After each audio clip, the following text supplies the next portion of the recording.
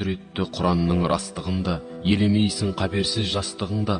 Құран кәрім Алланың кәміл сөзі, пенделерге пайғамбар басты тұлға. Пайғамбарға Алладан хабар болған, пенделер аяттардан табар қорған. Өмірің басталады жан бітумен, жан шығумен артыңда қалар жалған. Фәниде бар қызықты жақын еткен, қанды өткен, қарады өткен, хақымды өткен. Тоймай жүріп өмірдің қызығына, бір күн жолдас боларсың ақыретпен. Сол кезде фәни жалған екендерсің, барзақ деген әлемді мекендерсің. Ей Алла, мұрсат берші қайтамаған, құлшылықты тек саған етемдерсің. Кеш қап бірақ өкінер ғапыл қалған, шығып кетіп бақ құсы ақыр қолдан.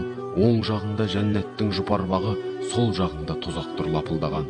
Сауапты ғибадатың барма қылған, тірлікте шығалдың ба арманыңнан. Тапқан мүлкің дүние бәрі қалар, еш көмек болмас жиған алғаныңнан.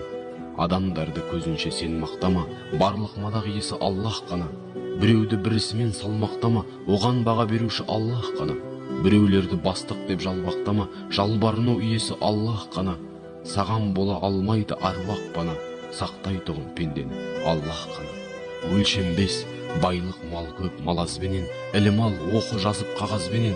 Әуелі ниетіңді түзеп алып, иманыңды бекіткін намазбенен. Жолдас бол сабыр және қанағатпен, өзіңді тый ашудан балағатпен.